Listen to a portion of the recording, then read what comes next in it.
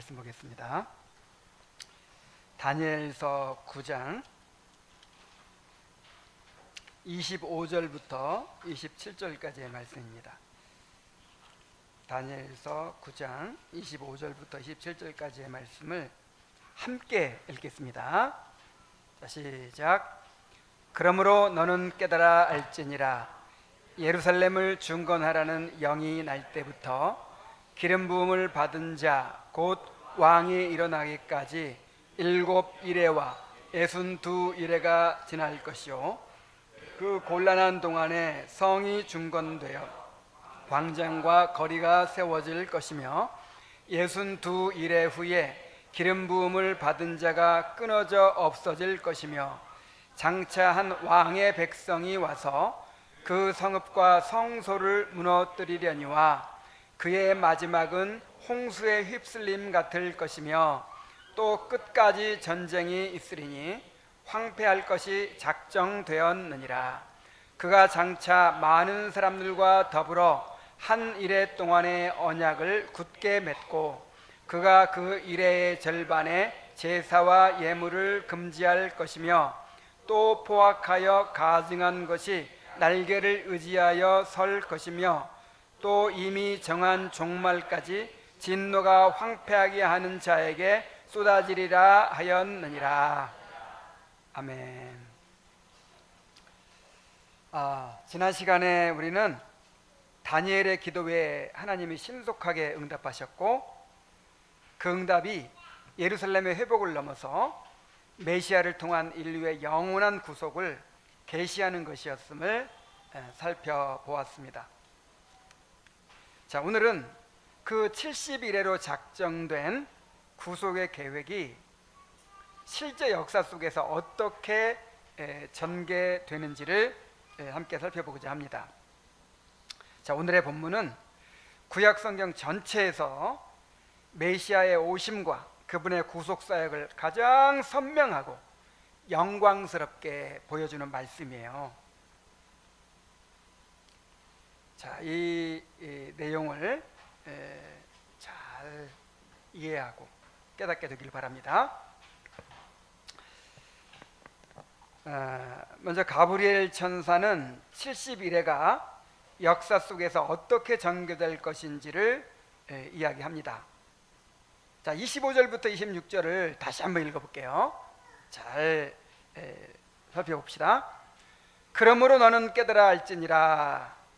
예루살렘을 중건하라는 영이 날 때부터 기름 부음을 받은 자 곧 왕이 일어나기까지 7 이레와 62 이레가 지날 것이요, 69 이레가 지난다는 말이에요.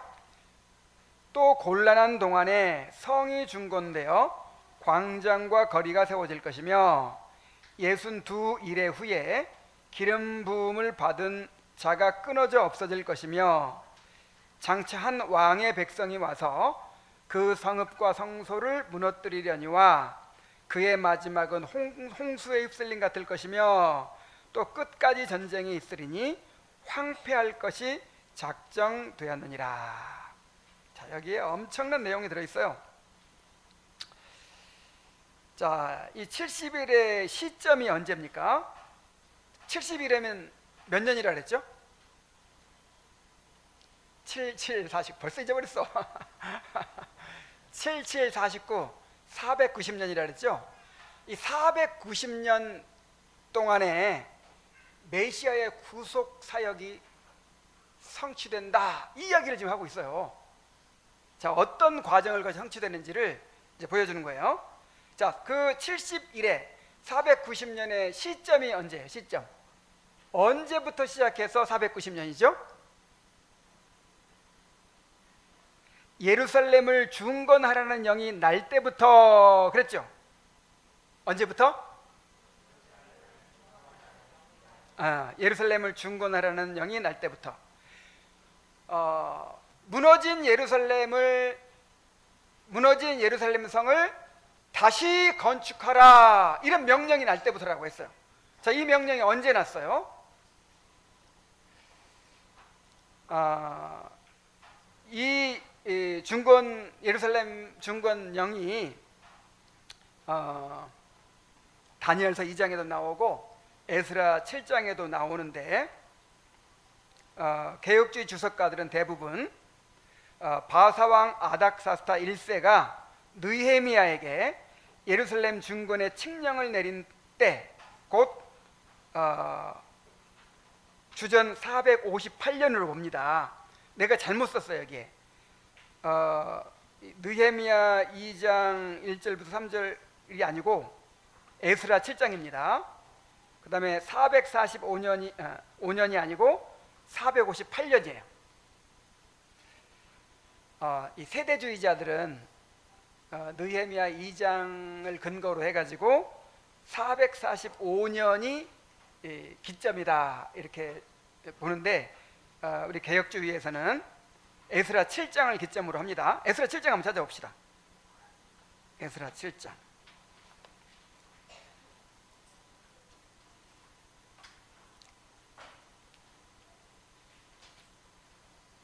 자, 에스라 7장 11절부터 보면은 이런 내용이 있어요. 자, 아닥사스다 왕이 조서를 내립니다. 여호와의 계명의 말씀과 이스라엘에게 주신 율례 학자요 학자 겸 제사장인 에스라에게 아닥사스다 왕이 내린 조서의 초본은 아래와 같으니라. 모든 왕의 왕 아닥사스다는 하늘의 하나님의 율법의 완전한 학자 겸 제사장 에스라에게 조서를 내리노니 우리나라에 있는 이스라엘 백성과 그들 제사장들과 레위 사람들 중에 예루살렘으로 올라갈 뜻이 있는 자는 누구든지 너와 함께 갈지어다. 너는 내 손에 있는 하나님의 율법을 따라 유다와 예루살렘의 형편을 살피기 위하여 왕과 7 자문관의 보냄을 받았으니 왕과 자문관들이 예루살렘에 거하시는 이스라엘 하나님께 성심으로 드리는 은금을 가져가고 또 내가 바벨론 온도에서 얻을 모든 은금과 및 백성과 제사장들이 예루살렘에 있는 그들의 하나님의 성전을 위하여 기쁘게 드릴 예물을 가져다가 그들의 돈으로 숫송아지와 순양과 어린 양과 그 소재와 그 전제의 물품을 신속히 사서 예루살렘 내 하나님의 성전 제단 위에 드리고 뭐 이런 식으로 이제 아닥사스다 왕이 조서를 내리는 거예요. 뭐 하라고? 예루살렘 성을 건축하라고. 자, 그게 주전 458년이에요. 자, 이거 원고를 수정해 주세요. 그 셀라 앱에 올릴 때도 수정해서 올려주세요. 몇 년? 458년. 자, 주전 458년이 70일의 시작점이에요. 자, 이 아닥사스다 왕의 조서가 내린 주전 458년부터 시작해가지고 자, 몇 일회가 지날 것이다? 7일회와 62일회가 지날 것이다. 그러니까 총 몇 일회예요? 69일회, 69일회가 지날 것이다 그랬어요.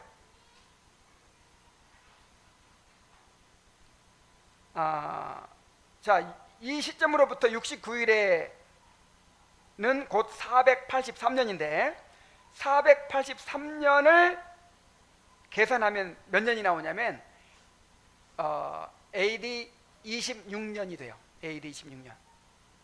자, AD 26년에 어떤 일이 일어났나요? 26년에서 27년인데 이때 무슨 일이 일어났어요?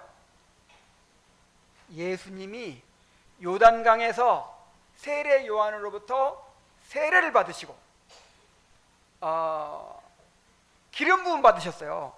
메시아로 공적으로 인정받으셨어요. 하늘에서 음성이 들렸죠. 너는 내 사랑하는 아들이라 내가 너를 기뻐하노라. 성령이 비둘기처럼 내리고 하나님의 음성이 들렸어요. 이게 이제 예수님께서 30세에 메시아로서의 공생애를 시작하신 것입니다.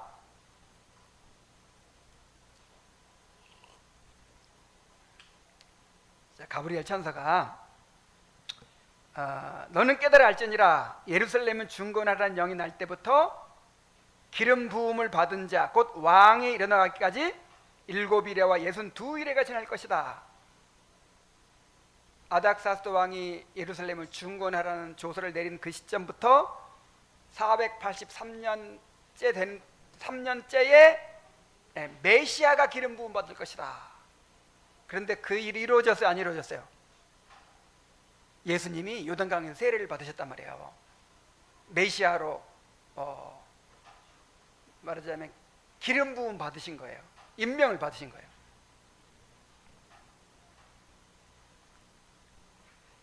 하나님께서 작정하신 구속을 역사 속에서 신실하게 이루어 가신다는 것을 우리가 볼 수 있죠. 자, 그 다음에 그 곤란한 동안에 성이 중건되어 광장과 거리가 세워질 것이며 그랬죠. 자, 곤란한 동안에 뭐가 세워질 것이다? 성이 중건될 것이다. 광장과 거리가 세울 것이다. 자, 이게 무슨 사건이에요? 예루살렘 성이 어떻게 건설됐죠? 느헤미야서에서 우리가 봤죠? 아주 그냥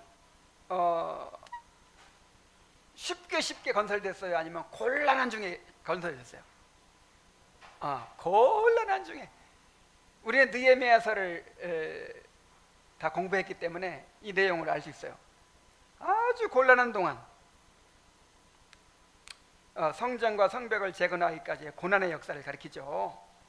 에스라와 느헤미야서에 기록된 대로 예루살렘 중건의 역사는 대적들의 방해와 또 궁핍과 온갖 환난 가운데에서 진행이 되었습니다.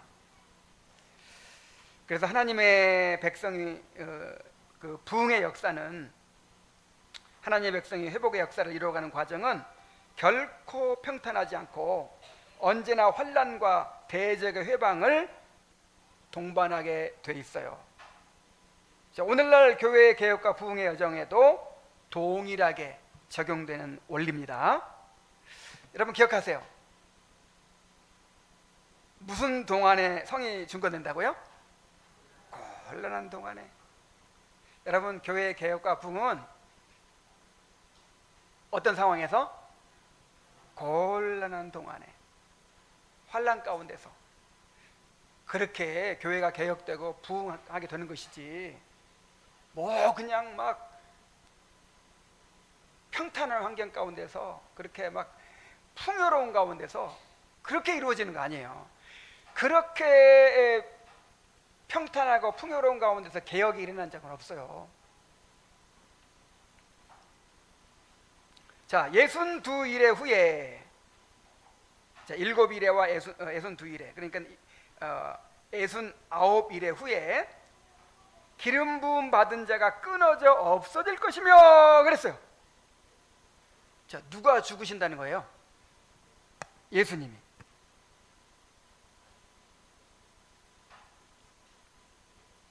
일곱 일회와 62일의 후, 즉 예루살렘을 중건하는 영이 내려진 해로부터 정확하게는 486년 반이에요. 486년 반. 486년 반 후에 메시아가 죽임을 당하게 될 것을 의미합니다.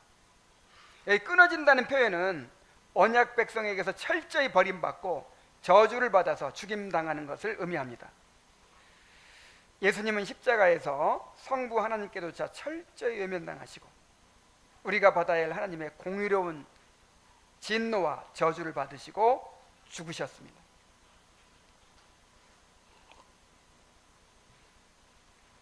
자, 그리고 또 어떤 말씀을 했냐면, 장차 한 왕의 백성이 와서 그 성읍과 성소를 무너뜨리려니와 그랬어요. 여기서 한 왕의 백성은 로마 군대를 가리킵니다. 그 성읍과 성소는 어디를 가리켜요? 예루살렘 성과 성전을 가리키죠. 이게 무슨 사건이 일어난 후에 이런 일이 일어난다 그랬어요? 기름 부음 받은 자가 어떻게 된 후에?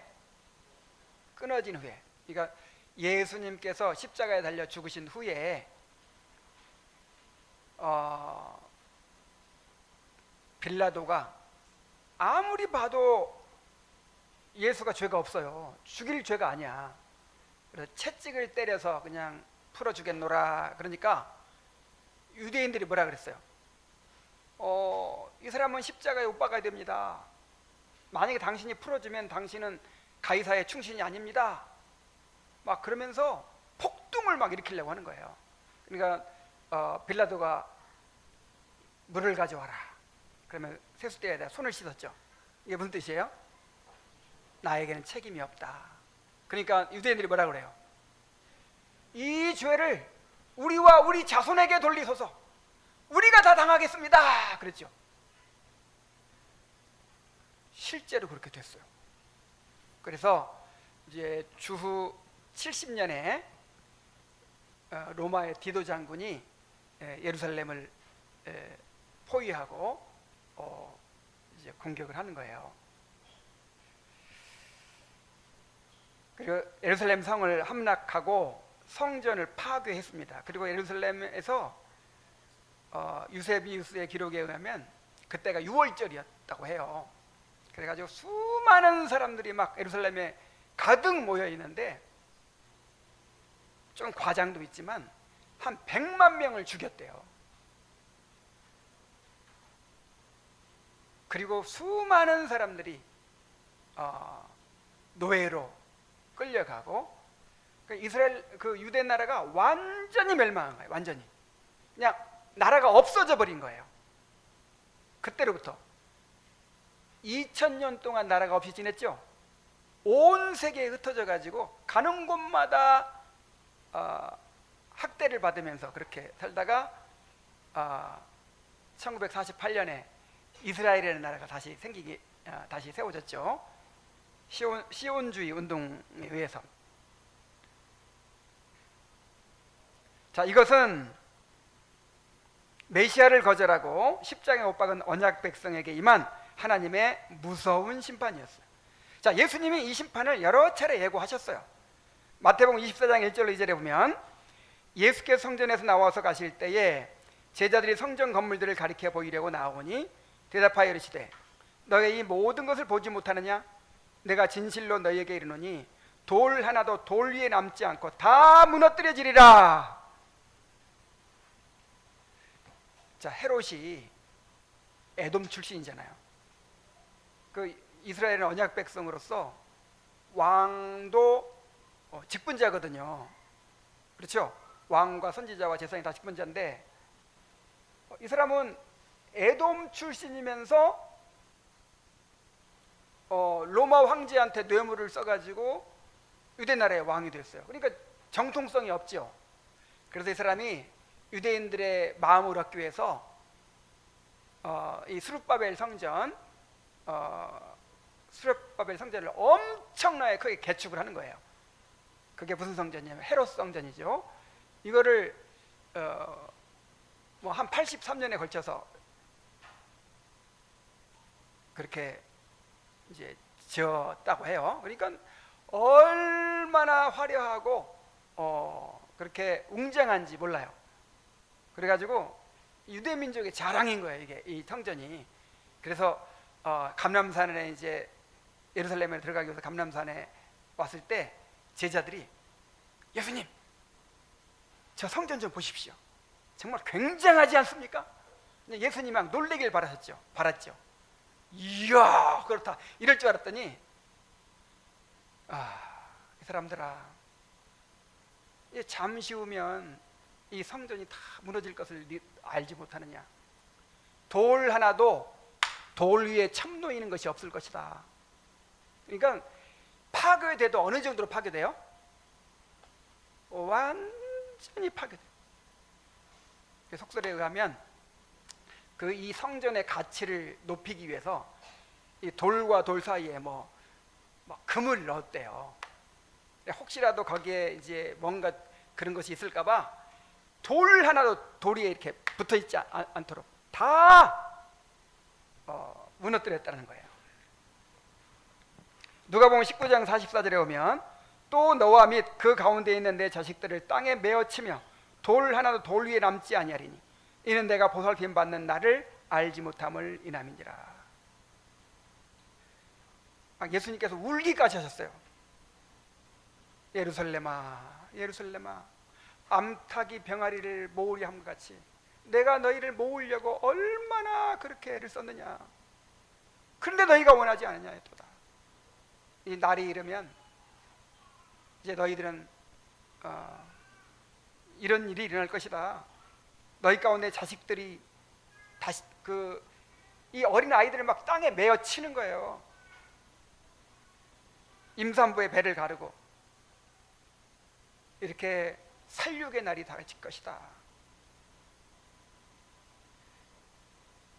그래서 그의 마지막은 홍수의 휩쓸림 같을 것이며 라고 합니다. 이 노아 시대의 심판을 연상시키는 표현이죠. 마치 홍수가 모든 걸 휩쓸어 가듯이 유대의 나라에 대한 심판이 갑작스럽고 걷잡을 수 없이 그리고 총체적으로 임할 것을 비유한 표현입니다.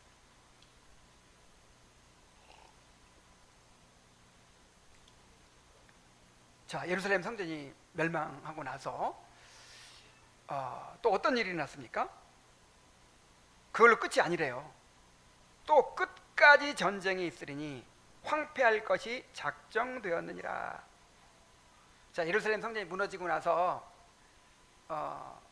이제 그때부터 본격적으로 예수님 오실 때부터 말세지만 이제 그때부터 본격적으로 뭐 말세라고 할 수 있는데 이 종말의 기간 동안에 마지막 예수님이 오셔서 심판하신 그때까지 계속 뭐 할 것이 작정되었다고요? 끝까지 전쟁이 있을 것이다. 황폐할 것이 작정되었다. 다시 말하면 환란의 시기가 될 것이다. 그 말이에요. 예루살렘 성전 파괴 이후부터 역사의 종말에 이르기까지 이 세상에는 전쟁과 환란이 멈추지 않을 것이라는 거예요. 자, 2차 대전 후에 냉전 시대가 있었죠. 미소 양대국이 이제 이 두 그룹으로 수장이 돼가지고 공산권과 또 이 자유주의 국가들이 서로 이렇게 대립하는 시기가 있었죠. 그런데 나중에 세계화 시대가 됐잖아요. 이제는 그런 공산권이 무너지고 이제는 모든 나라들이 이제 평화롭게 이렇게 무역으로 서로 교류하는 그런 이제 시대가 됐어요. 세계화 시대가 됐어요. 그래가지고 이제는 그 야만적인 전쟁은 끝날 줄 알았어요. 인류가 이렇게 진보하고 이렇게 과학기술이 발달하고 경제가 서로 얽히고 했으니까 이제는 전쟁이 이제 없어질 것 같다. 다들 그렇게 예상을 했어요. 자, 그런데 그래서 지금 그 유럽의 열강들이 다 무기 생산을 중단하다시피 했어요. 이제 전쟁이 없을 것이다 해가지고.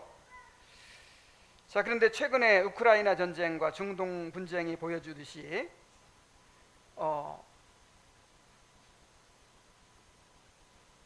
21세기 문명 시대에 정말 이해할 수 없는 전쟁들이 일어나고 있어요. 우크라이나 전쟁에서 이 러시아 군만 해서 뭐 적게 잡아도 한 120만에서 140만이 사상자가 생겼대요. 그 중에 전사자만 50명이랍니다. 전사자만. 그래서 지금도 매일 300~400명이 죽는데요. 뉴스에서 봤죠? 이 드론이 그냥 찾아가가지고 그냥 폭탄을 떨어뜨리니까 뭐 살아날 수가 없어. 옛날에는 예전에는 미국이 전 세계 GDP의 한 50%를 차지했어요. 거의 반을 차지하니까, 차지하면 국력이 세니까 이렇게 큰 나라가 그냥 이렇게 꽉 누르고 있으니까, 또 저쪽에는 또 뭐 러시아가 누르고 있고 하니까 이제 질서가 어느 정도 잡혔는데, 지금은 미국의 GDP가 한 25%밖에 안 된대요. 다시 말하면 이제는 대장이 없어지는 거예요. 그래가지고 이제 모든 나라들이 다시 무장을 하기 시작했어요. 지금 무기 산업이 엄청나게 발전해서 우리나라도 무기 팔아서 돈을 많이 벌고 있잖아요. 그래서 앞으로 전쟁이 많아질 것이라는 것을 또 예상을 하기 시작했어요. 그런데 이게 성경의 예언이에요. 끝까지 뭐가 있을 거다? 전쟁이 있을 거다. 그래서 지금은 이제 다극화된 시대거든요. 지금은 고만고만한 나라들이 있으니까 이제는 이거 보세요. 미국이 그 이란을 그냥 하루아침에 다 제압할 줄 알았더니 꼼짝 못하고 있잖아요. 막 악착같이 너 죽고 나 죽자 하고 덤비니까 미국도 꼼짝을 못하고 있어. 러시아가 우크라이나 침략했을 때 그냥 한 일주일이면 끝날 줄 알았거든요. 근데 지금 러시아가 지고 있어요 이제. 그러니까 이제는 큰 나라들이 꽉 이렇게 누르는 그런 질서가 이제 더 이상 통하지 않아요. 다극화된 시대라 끊임없이 분쟁이 일어나고 전쟁이 일어날 것이 예상되고 있어요. 그래서 한참 동안 이제 냉전 시대 끝나고 막 군축 회담 같은 걸 막 했잖아요. 무기 줄이자, 핵무기 줄이자. 이제는 그런 말 한 사람 아무도 없어요. 지금은 방위비 올려야 된다. 지금 무기 생산해야 된다. 너도 나도 지금 그러고 있어요.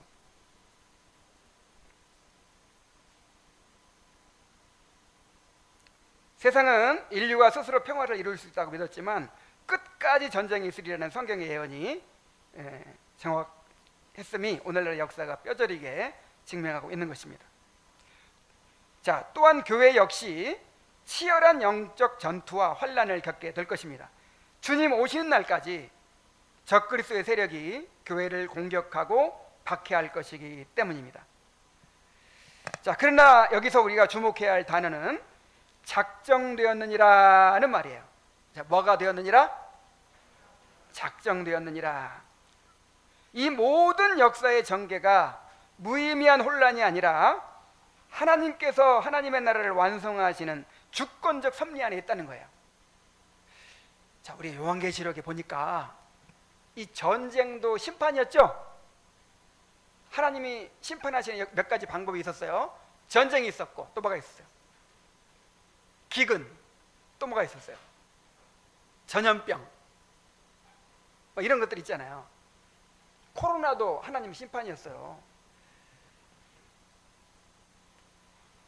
그래서 막 이런 일들이 일어나는 걸 보면서 우리는 이게 다 누가 작정해 놓으신 거다? 하나님이 작정해 놓으신 일이다. 그래서 하나님께서 이런 일들을 통해서 우리의 구원을 이루어 가시고 세상에 대한 심판을 이루어 가신다는 사실을 기억해야 합니다. 자, 이 말씀은 오늘 우리에게 어떻게 적용이 됩니까?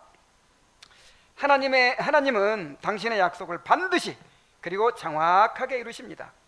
69일에 480년이라는 시간, 그리고 그 사이에 고생스러운 예루살렘 성 중건의 역사까지도 하나님의 섭리 안에 있었습니다. 우리 교회의 개혁과 부흥의 여정 역시 더디고 어렵게 느껴질 수 있습니다. 그러나 하나님은 결코 당신의 약속을 잊지 않으시고 정하신 때에 반드시 이루십니다. 지금 더디고 힘든 것 같아도 낙심하지 말고 하나님의 신실하심을 붙들고 나가야 할 것입니다.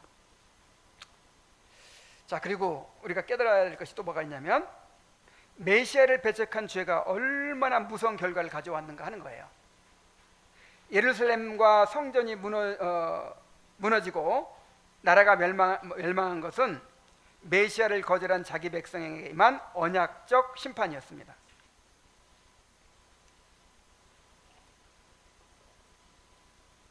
그래서 우리가 은혜를 헛되이 받지 말아야 돼요. 우리에게 하나님의 은혜의 수단이 풍성하다는 것은 놀라운 특권이지만 그만큼 책임도 큰 것입니다. 만일 믿음으로 순종하지 않으면 더 큰 진노가 임하게 돼요. 그래서 복음이 전파되는 곳에는 언제나 구원과 심판의 역사가 동시에 나타난다고 했죠. 하나님께서 은혜의 복음을 전해주시고 또 은혜의 수단들을 이렇게 풍성하게 주실 때에는 그것이 너무 놀라운 특권이지만 심판도 그만큼 큰 거예요. 너에게 이렇게 기회를 줬는데 왜 믿지 않았느냐? 더 큰 심판을 받는 거예요. 정말 두려운 일입니다. 자, 하나님의 백성들은 역사의 혼란 속에서도 하나님의 작정을 신뢰해야 합니다. 전쟁과 재난과 혼란의 소식들이 들려올 때 두려워하지 말고 이 모든 역사가 하나님의 정하신 경륜 안에서 그리스도의 나라를 향해 나아가고 있음을 믿음으로 붙들어야 할 줄로 믿습니다.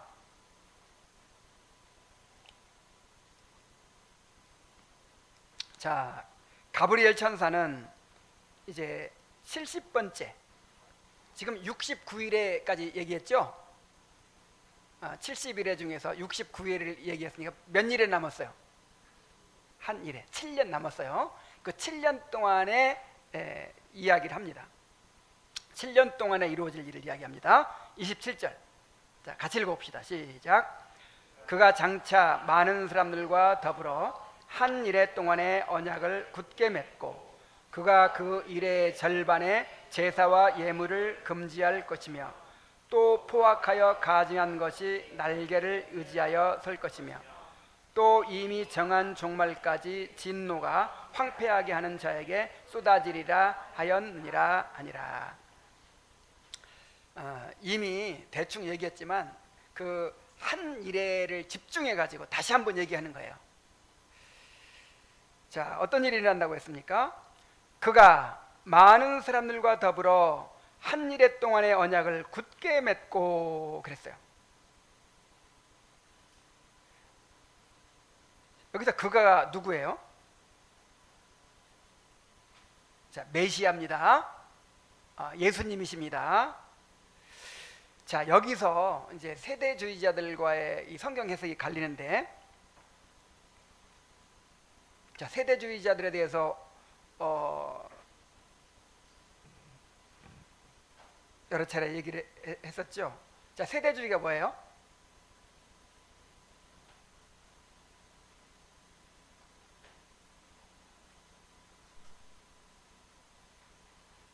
자, 세대주의가 뭐예요? 세대주의는 구약과 신약을 분리시키는 게 세대주의예요. 구약 이스라엘에 대한 섭리가 따로 있고 신약의 교회에 대한 섭리가 따로 있다. 좀 극단적인 세대주의자들은 한 7시대 정도를 나눠요. 그래가지고 그 시대마다 구원의 섭리가 다 다르다는 거예요. 그래서 그 구약 시대는 예수님을 모르고도 구원받았대요. 그냥 그 시대에 전해진 말씀 믿으면 다 구원받는다는 거예요. 그렇게 이 세대를 나누기 때문에 무슨 주의라고 해요? 세대주의. 그래서 그냥 쉽게 생각하면 구약의 이스라엘과 신약의 교회를 분리시키는 것이다. 구약의 이스라엘에 대한 섭리가 따로 있고 신약 교회에 대한 섭리가 따로 있다. 이렇게 믿는 게 무슨 주의? 세대주의. 이 세대주의가 영국에서 시작됐는데 이 미국으로 이제 건너가 가지고 이 스코필드 관주 성경이라는 게 있어요. 스코필드 성경이라고 이제 이 스터디 바이블인데 이걸 이제 세대주의자가 만든 거예요. 그래가지고 지금도 스터디 바이블 보면 너무 좋잖아요. 근데 적어도 한 몇 년 전입니까? 한 200년 전에 이 스터디 바이블이 나왔으니 얼마나 좋아요. 너도 나도 막 그 스터디 바이블 산 거예요. 그 보면서 다 세대주의에 물들어 버렸어. 심지어 한국에 온 선교사들도 세대주의자들이 많았어요. 그래가지고 그 우리 흔히 듣는 말 있죠. 7년 대환란, 휴거, 이게 다 뭐예요? 세대주의에서 말하는 거거든요. 그래서 지금 장로교인들도 세대주의적인 그 성경 해석을 가지고 있는 사람들이 얼마나 많은지 몰라요. 자, 그 세대주의는 어떤 식으로 이제 성경을 해석하냐면, 자, 69일의 후에 누가 오세요? 예수님 오시죠. 예수님이 오셔서 이제 이스라엘 땅에 오셔가지고 복음을 전하시냐, 받아들였어요? 안 받아들였어요? 아마 만약에 받아들였으면 유대인의 왕이 돼가지고 이제 그 하나님 나라가 메시아 왕국이 이루어졌을 거예요. 세대주의자들 말이 그렇다는 얘기예요. 만약에 유대인들이 받아들였으면 그때 천년왕국이 이루어지는 거예요. 그런데 거절했기 때문에 그 마지막 이래가 미루어졌대요. 마지막 이래가 미루어지고 감추어졌던 교회라는 섭리가 나타났어요. 교회 시대가 됐어요. 무슨 얘기지? 자,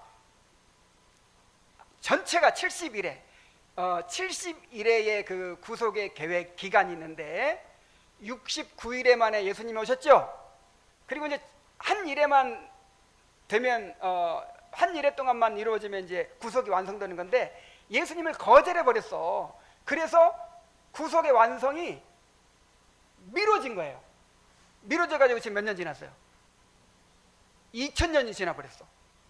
그래 가지고 아직까지도 이 세대주의자들은 그 이스라엘에 대한 섭리가 살아있다고 봐요. 그래서 그 사람들이 주장하기를 저 이스라엘 나라의 성전이 제3성전이 재건된대요. 그래 다시 제사가 회복된대요. 그리고 예루살렘의 감람산에 다시 예수님이 재림하신대요. 그래가지고 천년왕국이 이루어진다는 거예요. 그러니까 아브라함에게 약속하셨던, 구약에 약속하셨던 그 메시아 왕국의 예언들이 있죠. 그 선지서에 보면은 메시아가 오시면 이런 나라가 될 것이다. 뭐 어린 양이 뭐 사자와 뛰놀고 어린아이가 덕사구로 손 넣고 막 이런 거 있잖아요. 그게 실제로 이루어진다는 거야. 그래서 세대주의자들이 왜 문제냐면 문자적 해석. 성경은 문자적으로 해석해야 된다 이렇게 생각해요. 맞아요, 틀려요? 자, 맞는 말이 틀린 말이에요.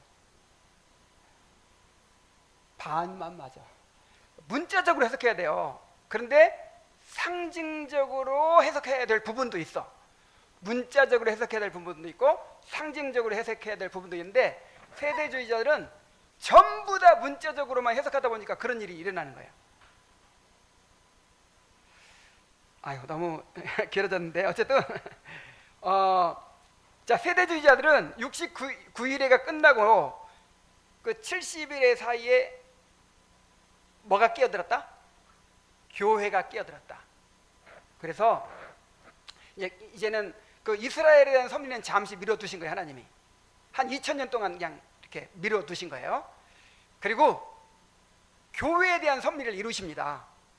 그래서 교회에 대한 섭리가 다 끝나면 예수님이 공중재림을 해요. 무슨 재림? 이 사람들은 재림도 몇 가지인지 몰라. 공중재림 있고 지상재림 있고 뭐. 자, 공중에 재림하시면 구원받은 성도들이 뿅 하고 휴거를 해버려. 그래서 두 사람이 매를 갈다가 한 사람이 들림받을 것이 막 이런 말을 문자 그대로 믿어가지고 택시 타고 가다가 갑자기 운전수가 뿅 하고 사라질 거야. 예수님 공중재림하시기 때문에. 그래서 이제 교회에 대한 섭리가 완전히 끝나는 거예요. 다 휴거해버리면. 그러면 이제 지상에 누구만 남아요? 불신자들 남고 저 이제 그 유대인들에 대한 섭리가 다시 시작되는 거예요.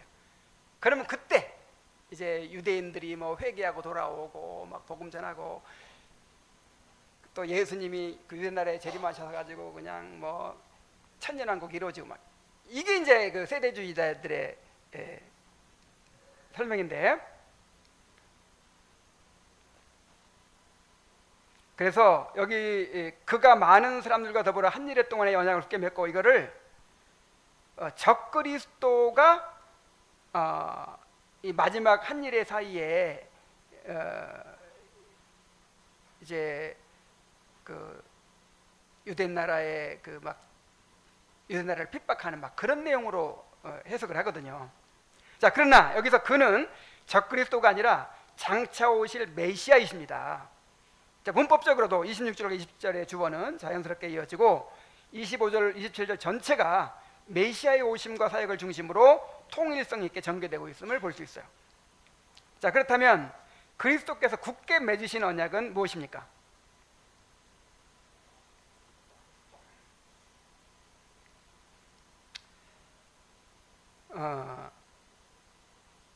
한일의 동안의 언약을 굳게 맺고 그랬는데, 자, 예수님께 오셔서 굳게 맺으신 언약이 뭐예요? 바로 아브라함과 다윗에게 약속하셨던 은혜의 언약이에요. 은혜의 언약.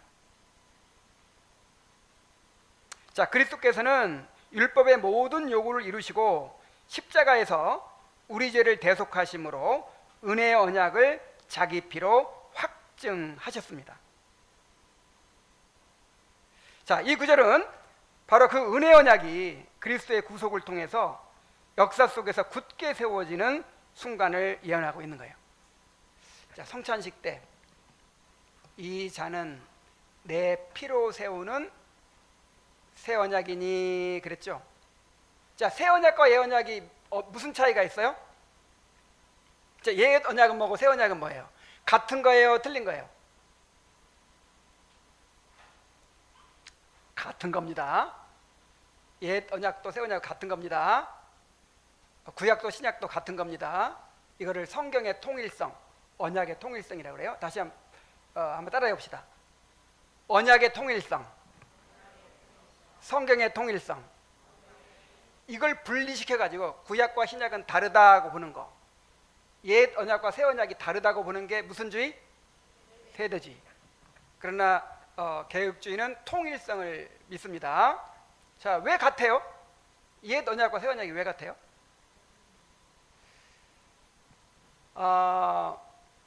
자, 옛 언약은 뭐하고 똑같으냐면 자, 어떻게 비유를 할 수 있을까요? 그냥 생각나는 게 요거밖에 없네. 내가 어느 집을 살려고 봤더니 너무 집이 좋은 거예요. 근데 돈을 안 가져왔어. 그래가지고 계약금을 한 500만 원 걸어야 되는데 50만 원밖에 없어. 그래서 50만 원을 주면서 가계약을 했어요. 내가 이 집 사기로 계약한 거예요. 계약을 했는데 무슨 계약? 가계. 그리고 이제 며칠 후에 와가지고 계약금을 제대로 주기로 한 거예요. 자, 그리고 와서 나중에 돈 마련해가지고 와서 정식으로 계약서를 쓰고 도장 찍고 계약이 체결됐어요. 자, 이거하고 똑같아요. 자, 구약에서 짐승의 피로 언약을 맺었죠. 근데 그 짐승이 누구를 가리킨 거예요? 원래 예수님의 피로 언약이 맺어지는 거예요. 예수님의 피로. 예수님이 보증을 해야지. 예수님이 보증하지 않으면 언약이 이루어질 수 있어요, 없어요? 우리는 언약을 지킬 수가 없기 때문에 예수님이 보증이 되지 않으면 언약이 무용지물이에요. 그래서 예수님이 은혜의 언약에 이제 보증이 되시는 거예요. 근데 예수님이 아직 안 오셨으니까 짐승의 피로 언약을 맺은 게 옛 언약이에요. 근데 그 언약이 제대로 이제 맺어지려면 누가 오셔야 돼? 예수님이. 그래서 예수님이 오셔가지고 십자가에 달려서 죽으심으로 또 율법을 온전히 이루심으로 그 은혜 언약이 완전히 체결된 거예요. 그게 무슨 언약? 새 언약. 그러니까 옛 언약도 새 언약도 다 은혜 언약인데 모형을 통해서 장차 올 예수님을 모형과 그림자를 통해서 그렇게 나타냈느냐, 아니면 예수님이 실제로 오셔서 그것을 보여주셨느냐, 이 차이란 말이에요. 그래서 그가 많은 사람들과 더불어 한 일해 동안의 언약을 굳게 맺고 그랬죠. 굳게 맺으셨죠. 이 잔은 내 피로 세우는 새 언약이니 마실 때마다 이것을 기념하라 그랬잖아요. 그리고 그가 그 일의 절반에 제사와 예물을 금지할 것이며 그랬어요. 자, 일의 절반이면 얼마예요? 한 일에면 7년이고 절반이면 3년 반. 예수님은 약 3년 반 만에 공생애를 마치시고 십자가에서 단번에 영원한 속죄제물이 되셨습니다. 자, 참된 실체이신 그리스도께서 오셔서 완전한 속죄제물이 되셨으므로 더 이상 구약의 짐승제사와 예물은 무용지물이 됐어요. 이제 폐지됐어요. 그러므로 제사가 금지된 것은 무슨 환난 때문이 아니고 옛 언약 제도의 완성과 종결을 뜻하는 영광스러운 선언입니다. 자, 한 일의 절반 3년 반 만에 뭐가 금지됐어요? 제사가 금지됐어. 자, 그것이 어떻게 나타나냐면 예수님께서 십자가에 달려서 죽으실 때 성전에서 무슨 일이 났어요? 성전 휘장이 갈라져 버렸잖아요. 자, 히브리서 10장 9절로 12절 한번 같이 읽어봅시다. 시작. 그 후에 말씀하시기를 보시옵소서 내가 하나님의 뜻을 행하러 왔나이다 하셨으니 그 첫째 것을 폐하심은 둘째 것을 세우려 하심이라. 이 뜻을 따라 예수 그리스도의 몸을 단번에 들이심으로 말미암아 우리가 거룩함을 얻었노라. 제사장마다 매일 서서 섬기며 자주 같은 제사를 드리되 이 제사는 언제나 죄를 없게 하지 못하거니와 오직 그리스도는 죄를 위하여 한 영원한 제사를 드리시고 하나님 우편에 앉으사 그 후에 자기 원수들을 자기 발등상이 되게 하실 때까지 기다리시나니 그가 거룩하게 된 자들을 한 번의 제사로 영원히 온전하게 하셨느니라. 예수님께서 계속 예수님이 오시기 전이니까 모형으로 짐승을 잡아 제사드리고 짐승을 잡아 제사드리고 계속 했었는데 이제 예수님이 오셔가지고 그 실체가 오셔가지고 한 번의 영원한 제사, 한 번으로 영원히 끝내버리는 제사라는 뜻이에요. 그 제사를 드리셨기 때문에 또 제사를 드릴 필요가 있어요, 없어요? 없어요. 그때부터 성전의 기능은 끝났어요. 제사의 기능은 끝났어요. 자, 마지막으로 또 포악하고 가증한 것이 날개를 의지하여 설 것이며 또 이미 정한 종말까지 진노가 황폐하게 하는 자에게 쏟아지리라고 합니다. 이건 이제 반복하는 거예요.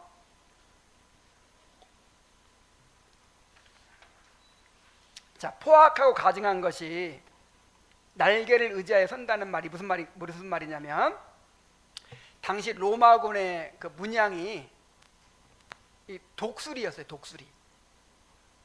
황제 숭배를 상징하는 그런 깃발이었어요. 자, 그 독수리 문양이 새겨진 군기를 앞세우고 쳐들어와서 성전을 파괴한 역사를 가리킵니다.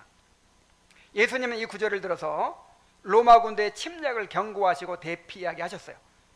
자, 마태복음 24장 15절 16절에 보면 그러므로 너희가 선지자 다니엘이 말한 바, 지금 다니엘의 그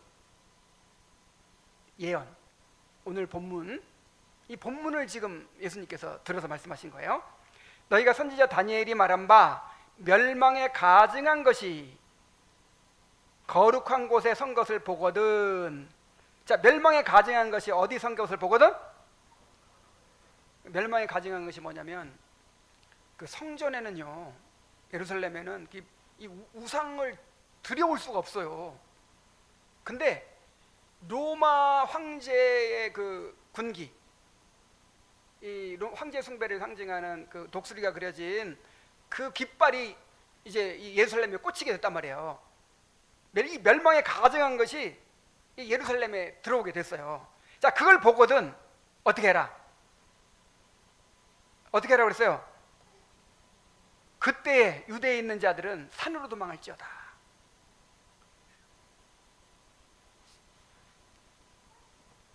자, 예수님께서 승천하신 몇 년 후에 예루살렘이 멸망했죠? 예수님이 한 30년, AD 30년에 승천하셨으니까 아닌가? 그렇지. 27년 승천하셨으니까 한 40년 후에, 한 40년 후 AD 70년에 예루살렘 멸망했단 말이에요. 근데 그동안에 막 그 예루살렘 교회가 굉장히 막 커지고 막 성도들이 많았겠죠. 그때 성도들이 어떻게 했을까요? 어떻게 됐을까요? 다 살았을까요? 죽었을까요? 네? 살았어요? 죽었어요? 다 살았죠. 예수님이 말씀해 주셨잖아. 그 로마 군기가 딱 선 것을 보고 어떻게 해라? 산으로 도망가라. 그 예수님을 안 믿는 사람들은, 유대인들은 이걸 몰라. 로마군이 감히 이 하나님의 성전을 어떻게 넘봐 하면서 우리는 절대 멸망하지 않아. 하나님이 지켜주시니까 절대 멸망하지 않아. 막 이랬다고요. 그래가지고 도망갈 생각을 안 했어. 그러나 그리스도인들은 예수님이 미리 가르쳐 줬잖아요. 멸망에 가증한 것이 거룩한 곳 선 것을 보면 어떻게 해라? 산으로 도망가라. 그래서 그 요르단강 서안에 펠라라는 지역이 있어요. 요르단에. 그 펠라라는 지역으로 도망갔어요. 이 예루살렘 성도들이 대피했어요. 그래가지고 많이 살아남았죠. 자,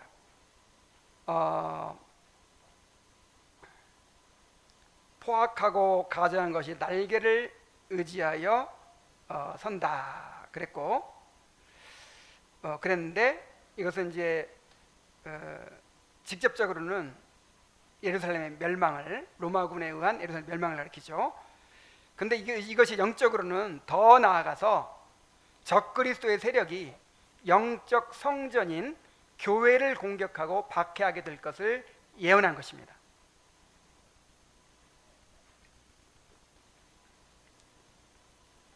자, 이게 이게 잘 들으세요. 잘 들어보세요. 자, 마지막 이래가 몇 년? 7년. 근데 3년 반 만에 예수님께서 십자가에 돌아가심으로 이제 모든 제사가 다 종결됐죠. 그럼 나머지 3년 반은 어떻게 된 거예요? 나머지 3년 반. 자, 여기서 정말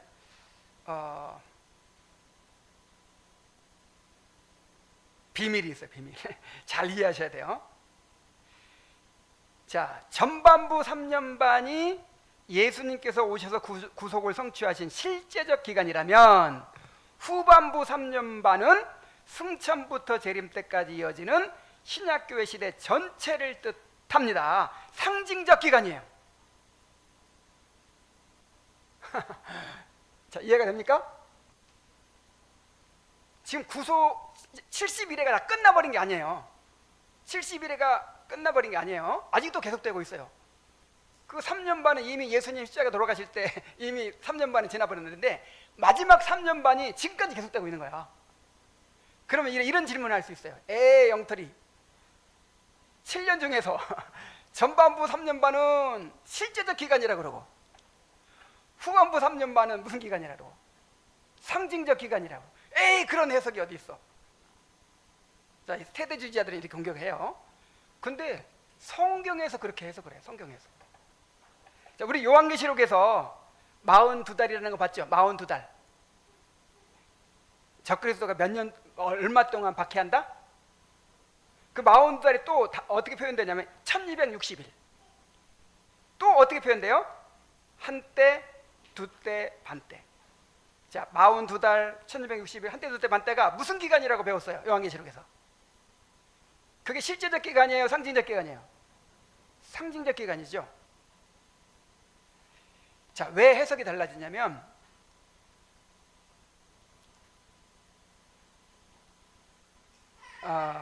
예수님의 십자가를 기점으로 구속사의 지평이 완전히 달라졌기 때문입니다.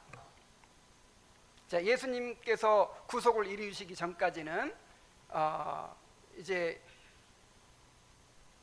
실제적으로 그 연도가 그 기간이 진행이 되었지만, 예수님께서 그 구속을 다 이루시고 난 후로부터는 이제 영적으로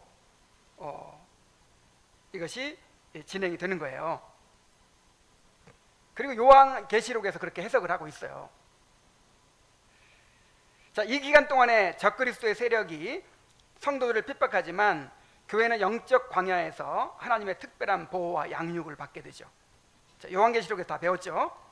자, 그리고 진노가 황폐하게 하는 자에게 쏟아지리라 그랬어요. 이게 이제 마지막인데, 자, 뭐가 쏟아지리라? 진노가 황폐하게 하는 자에게 쏟아지리라. 자, 황폐하게 하는 자는 누구냐면 이제 직접적으로는 로마 제국이고, 궁극적으로는 교회를 박해하는 적그리스도의 세력이죠. 자, 요한계시록 배울 때 요한계시록 말씀에서 그 7머리 10뿔 가진 짐승이 직접적으로는 로마 제국이라 그랬죠. 그리고 영적으로는 이 마지막 때 적그리스도의 세력이라고 했잖아요. 그래서 하나님의 진노가 그 황폐하게 하는 자에게 쏟아질 것이라고 했어요. 그래서 이제 결국 로마 제국도 멸망하게 됐고, 궁극적으로 교회를 박해하는 적그리스도의 세력이 심판을 받게 될 것을 가리킵니다. 자, 요한계시록에 보면 그리스도께서 성도들의 기도에 응답하여 짐승과 음녀, 그리고 그들을 조종하는 용을 심판하시는 장면을 볼 수 있죠. 자, 적용입니다. 그리스도께서 우리의 구속을 완전히 성취하셨어요. 우리는 그리스도의 단번에 제사를 힘입어서 하나님 앞에 담대히 나아가야 합니다. 이제 그리스도 안에서 우리가 살아있는 성전이요 왕같은 제사장입니다. 우리의 예배와 삶 전체가 그리스도의 은혜 언약 안에서 드려지는 영적 제사가 되어야 합니다. 자, 그리고 우리가 세상에서 혼란과 박해를 당할지라도 결코 두려워할 필요가 없습니다. 하나님께서 잠시 용과 짐승과 그리고 음녀가 날뛰도록 권세를 허락하셨어요. 실상은 요한계시록에 보면 42달 동안 짓밟을 권세를 주잖아요. 마지막 3년 반 동안 짓밟을 권세를 주는 거예요. 그래서 지금은 무슨 시대? 환란의 시대입니다.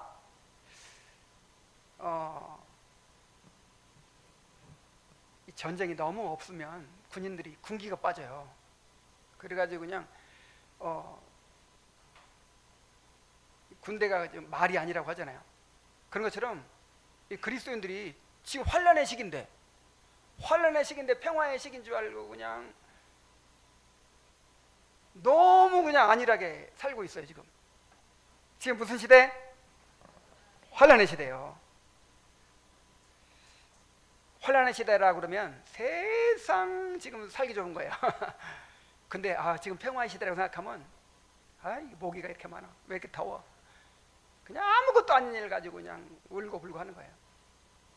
환란의 시대라고 생각하고 사세요. 전쟁의 시대라고 생각하고 사세요. 세상의 미움과 박해를 받는다고 생각하고 사세요. 그래야 아이고 오늘도 박해 안 받았네, 감사해라.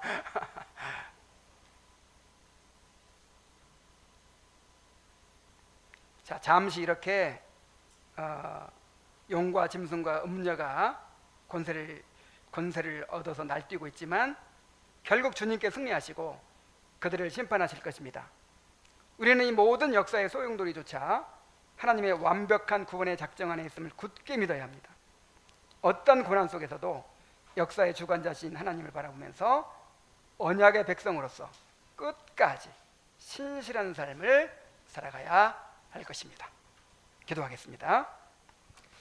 하나님 아버지, 70일에로 작정된 그 구속의 스케줄을 우리에게 보여주신 것을 감사드립니다. 하나님은 너무나도 정확하게 빈틈없이 그 구속의 작정을 이루어 오셨습니다. 우리의 남은 삶도 이 교회의 미래도 하나님의 작정 가운데 있습니다. 하나님 아버지, 우리가 하나님의 주권적인 계획과 섭리를 신뢰하고 신실한 언약의 백성으로 살아가게 하여 주시옵소서. 예수님의 이름으로 기도하옵나이다. 아멘.